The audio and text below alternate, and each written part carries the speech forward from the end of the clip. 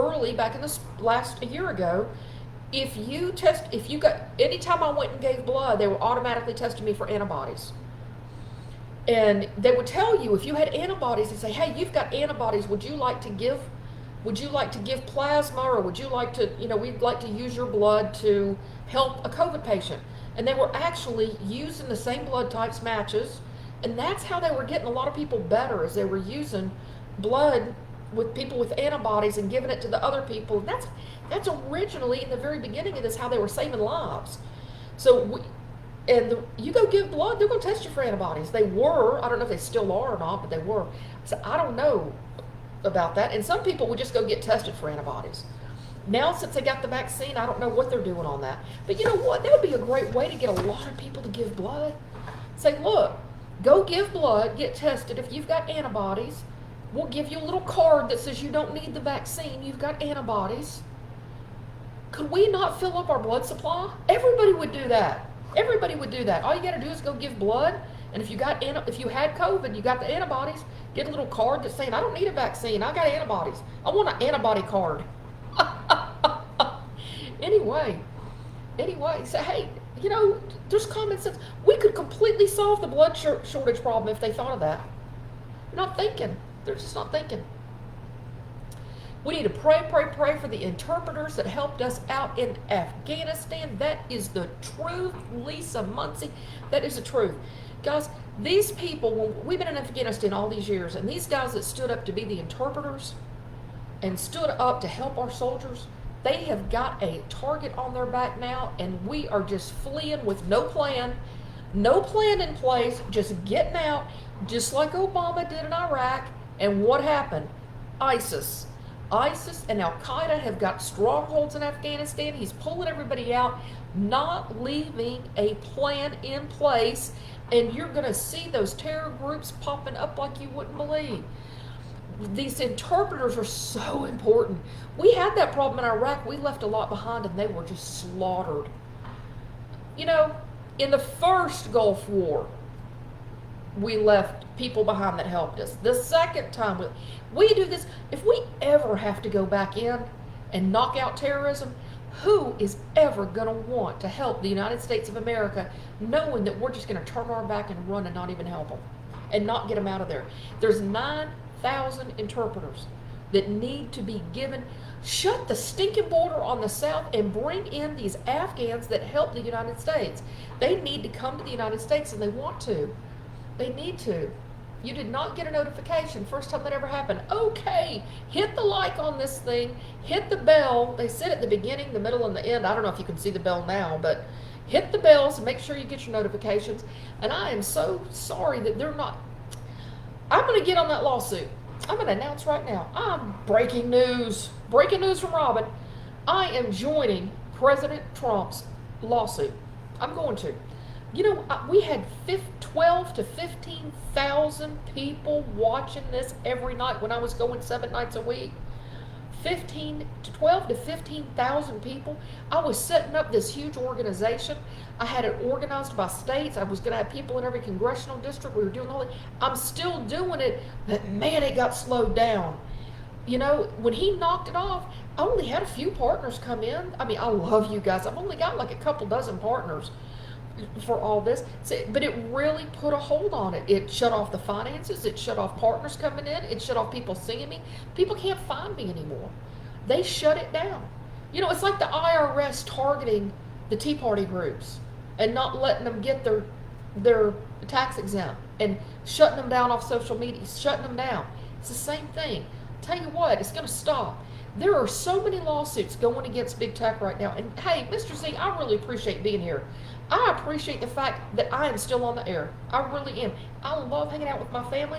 All my friends and family, you guys have always been on Facebook. Some of y'all have left Facebook, and that's why I'm trying to get stuff up on YouTube and Rumble. It's just a time management issue, really.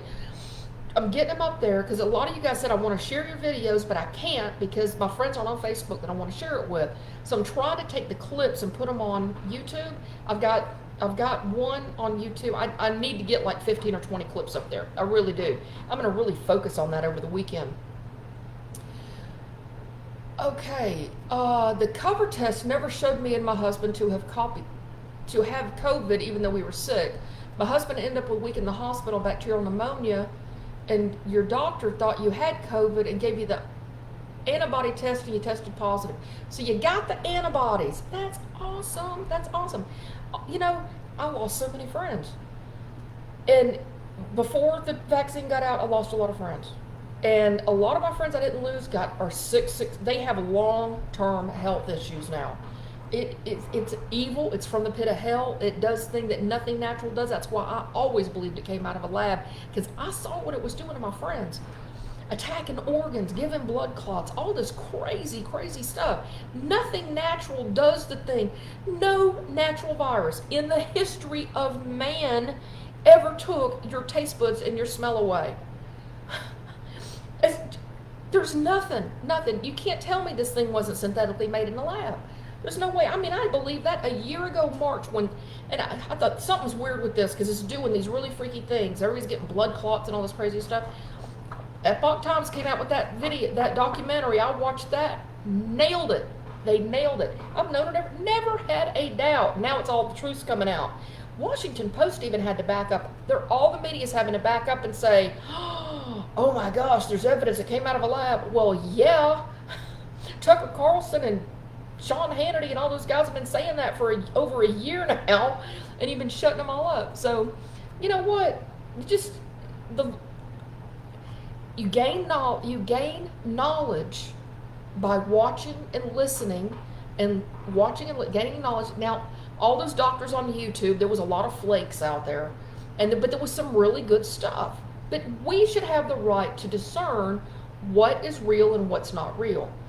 And always check out who you're listening to. A lot of those guys that said they were doctors were not doctors.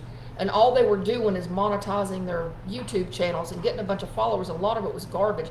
There were some people there were several people that Laura Ingraham had on her show that she had to bring back like 3 weeks or a month later and had to recant everything they said because what they said wasn't true.